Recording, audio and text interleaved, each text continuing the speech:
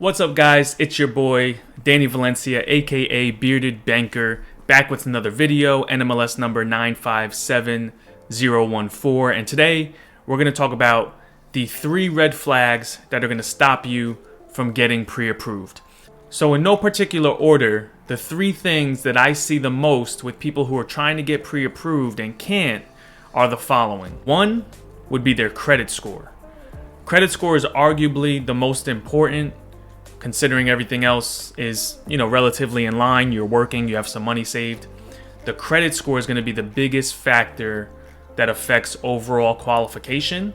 And people who don't have a pulse on their credit or don't have any idea where it is typically have the hardest time getting approved. So you definitely want to get your credit scores in line. I made a video on credit. You could check that out, or you could reach out to me directly and I can hook you up with one of my credit repair specialists that can walk you through your report and make sure we get you where you need to be so that you can get pre-approved. 2 would be work history. So most people have been working at their jobs for a relatively long time. We need a minimum of 2 years for a mortgage pre-approval. Now, it doesn't have to be 2 years at the same job. We just have to show 2 years of work history in order to pre-approve you. Now, the problem lies where people switch jobs in between and go from maybe a W-2 as an employee to self-employed. That creates some problems.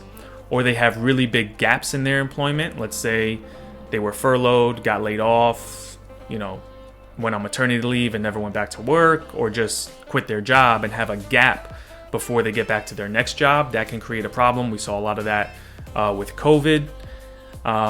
Where we just don't have the history we need to show the stability to the underwriters, to the bank, to the government, that you can make the payments on this loan. So that's a big one. Work history is huge. And then number 3, savings. So there are a lot of low down payment programs out there, 3%, 3.5%. There's down payment assistance programs. There's some programs with no money down, depending on your scenario. But there are still closing costs too that people tend to forget to factor in, or most clients think that the down payment and the closing costs are the same thing. So whether you're a loan officer or a realtor, you really have to explain this to your clients. Make sure you walk through the process and the numbers with them so that they understand that the down payment is separate from the closing costs.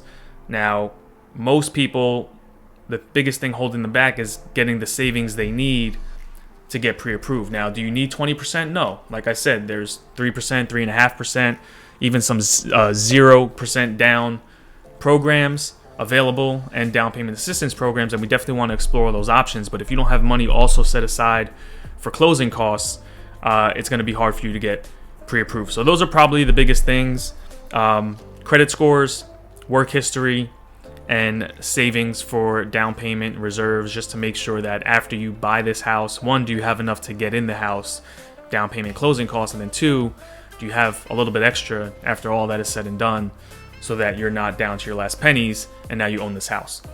So those are the big 3 red flags, I would say, that you need to iron out before you get pre-approved. I can start working with you on those things now and working through them to get them ready, so you don't have to have those ready before you talk to me or a loan officer or anyone like me. We can start working on it now. We prefer to do it sooner rather than later, so we can get a current shot of your situation and then work through the issues we may foresee if you're looking to buy at the end of the year or maybe in a year from now. You don't want to get to the time when you have to buy, maybe a lease is up or something like that, and then we didn't go through all these issues. We want to make sure we iron them all out. So definitely consider these. Reach out to me with any questions. Like, comment, subscribe if you can.